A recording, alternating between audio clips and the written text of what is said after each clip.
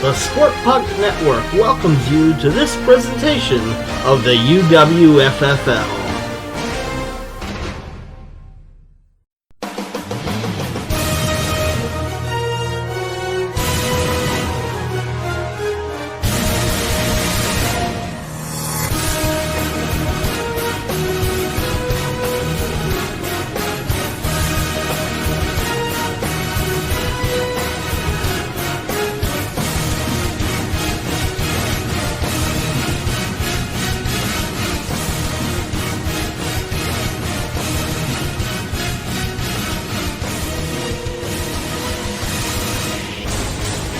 The UWFFL Fall 2020 simulation got underway this week with Division II action. 48 teams in 4 leagues will play 11 regular season games over the next 2 weeks with conference and national playoffs afterwards. And we'll bring you all the results of the first 3 days action on this episode, the first episode of the OK COVID UWFFL Fall 2020 simulation wrap-up show. Hello everybody, I'm Jackson Tate and welcome to the OK COVID UWFFL Fall 2020 Simulation Wrap-Up Show. Play started on Monday with the Metro South Conference and the Pacific Coast Conference, and then on Tuesday the Eastern Association and the Central League got underway. Let's get started and take a look at action in the Eastern Association. EA games are being played in 2 sites in Connecticut at Rensselaer Field in Hartford, the home of the Hartford Whalers of the Premier League, and at the Yale Bowl in New Haven, the home of the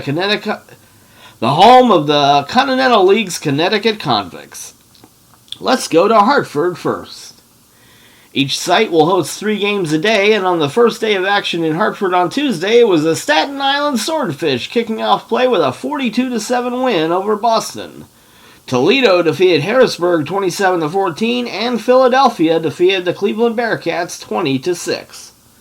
And then on Wednesday, Toledo defeated Boston 24-13, Staten Island went to 2-0 with a 24-9 win over Philadelphia, and Cleveland defeated Harrisburg 22-3.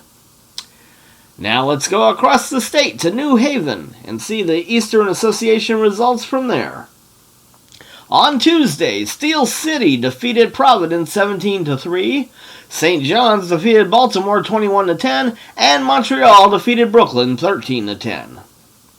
On Wednesday, it was Baltimore defeating Providence 28-10, Steel City went to 2-0 with a 23-13 victory over Montreal, and St. John's also stayed perfect with a 24-9 win over Brooklyn. Now let's take a look at the standings in the Eastern Association after Wednesday's games. Steel City, Staten Island, Toledo, and St. John's are all atop the standings at 2-0. It's Philadelphia, Cleveland, Baltimore, and Montreal at 1-1, and Boston, Providence, Harrisburg, and Brooklyn are still looking for their first win. And now let's head to the Metro South.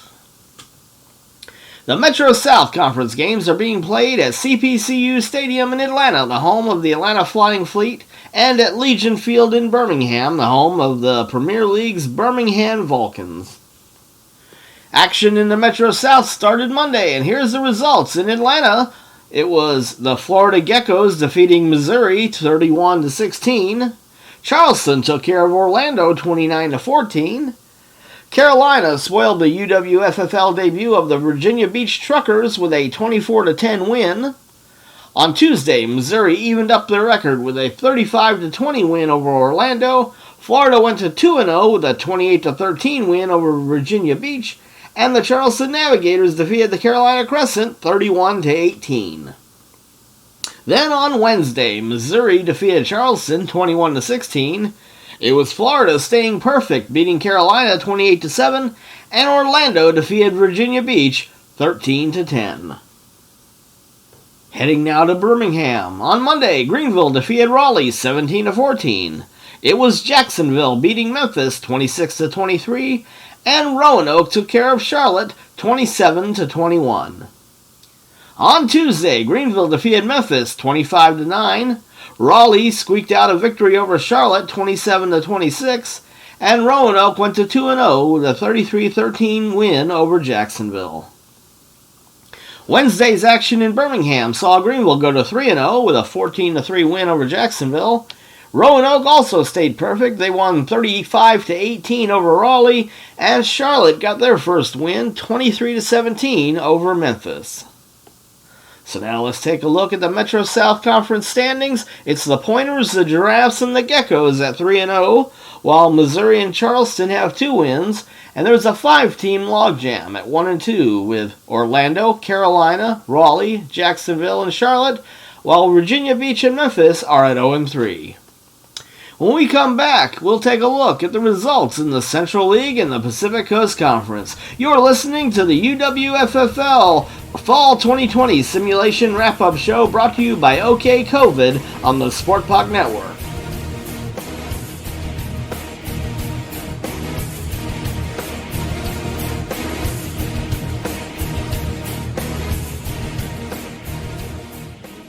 Has isolation kept you from being social? Does distancing keep you distant from the person you might come to love? If you're looking for a solution for your lack of love in the time of shelter, then look no further than the pandemic's #1 dating site, OK COVID. OK COVID's 19-point personality test is a positive way to partner you up with the one you can quarantine with for the rest of your life. OK COVID will help increase the rate at which you can find that special someone to spread your love with. The pandemic's #1 dating site, OK COVID.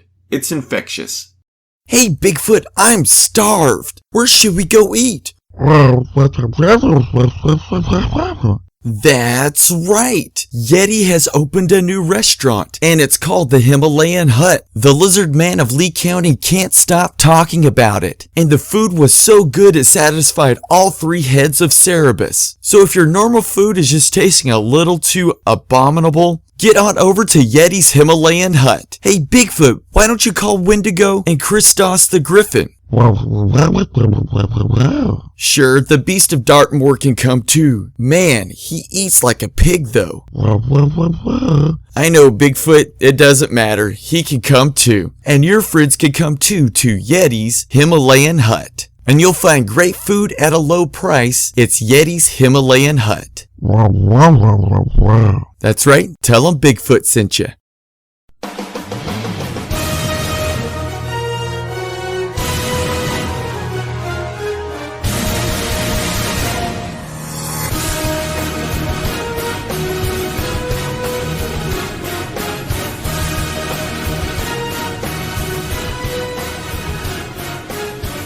Welcome back to the OK COVID UWFFL Fall 2020 Simulation Wrap-Up Show on the Sportpuck Network. I'm your host, Jackson Tate. Now we're going to take a look at the results in the Central League. Central League games are being played in Little Rock, Arkansas at War Memorial Stadium on the campus of Arkansas Little Rock and the home of the Premier League's Little Rock Diamondbacks, and at Baylor University's McLean Stadium in Waco, Texas, the home of the Continental League's Texas Timberwolves. On Tuesday, action started in the CL with 3 games at each site, and at Little Rock it was Kansas City defeating Indiana 30-21, Rapid City defeated San Antonio 24-7, and the Iowa Corn was a 41-21 victor over Duluth. Then on Wednesday, Kansas City went to 2-0 with a 27-14 win over San Antonio. Duluth defeated Indiana 27-16, and Iowa also went to 2-0 with a 21-20 win over the Rapid City Badlanders. In Waco, on Tuesday, St. Louis spoiled the UWFFL debut of the Houston Quasars 25-17.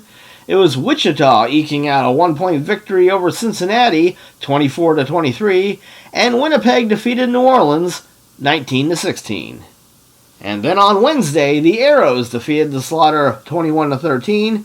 Houston got their first win 35-16 over New Orleans, and Cincinnati defeated Winnipeg 28-19. So let's take a look at the standings in the Central League after 2 games. The Kansas City Rattlers, Iowa Corn, and Wichita Arrows are all at 2-0. It's Rapid City, St. Louis, Duluth, Houston, Cincinnati, and Winnipeg all at 1-1, while Indiana, New Orleans, and San Antonio are 0-2. Now from the Central League, let's move to the Pacific Coast Conference out west. They started play on Monday with games in Santa Clara at Levi Stadium. home of the 49ers, temporary home of the San Francisco Rain Fire. They'll be at Pac Bell Park in the fall, but with the Giants playing baseball this time of the year, the Rain Fire are hosting these PCC games at Levi's. And also in Vancouver, games will be played at BC Place, home of the Seawolves and the CFL's BC Lions. To Levi's it is for Monday's action. It was the Yellowknife Lumberjacks defeating the Salt Lake City Spikes 14-10. British Columbia with a big 45-9 victory over Arizona, and Portland defeated Orange County 36-0.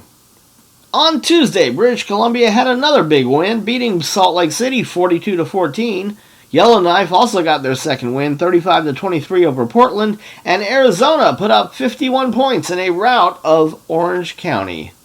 And then on Wednesday, it was the Spikes getting their first win, 30-14 over Arizona. Yellowknife defeated Orange County 42-7, and British Columbia went to 3-0 with a 35-21 win over Portland. We head now up to the Northwest in Vancouver for the final set of games. On Monday, it was Calgary eking out a 24-23 win over the Seattle Kings. Anaheim defeated Cheyenne 13-6, and Colorado defeated Sacramento 14-13. On Tuesday, Calgary defeated Cheyenne 27-10. It was Sacramento needing overtime to beat Seattle 27-24, and it was a low-scoring affair between Colorado and Anaheim, with the Rockies winning it 7-3. And then on Wednesday, Anaheim defeated Calgary 21-18, Seattle defeated Colorado 24-19, and Sacramento defeated Cheyenne 27-10 in the nightcap. So here's your PCC standings. Yellowknife and British Columbia are 3-0. Calgary, Anaheim, Sacramento, and Colorado are at 2-1. Seattle, Salt Lake City, Arizona, and Portland are at 1-2, and Cheyenne and Orange County both looking for their first win at 0-3. Well, that does it for us tonight. This has been the first episode of the OK COVID UWFFL Fall 2020 Simulation Wrap-Up Show. We'll be back on Sunday with Episode 2 with the next few days' action. And then next week, it's the debut of This Week in the GSL and the UWFFL with Drew Abernathy, where we'll wrap up all of the GSL and UWFFL action each week on every Tuesday. Have a good night, everybody.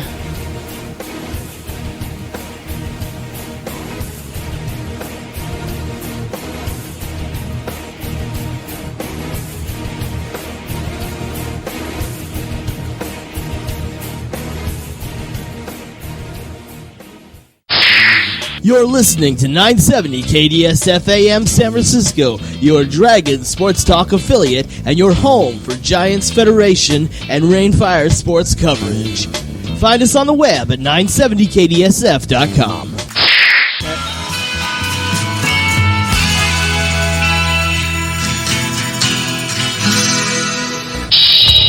This has been a Sportpuck Network special presentation.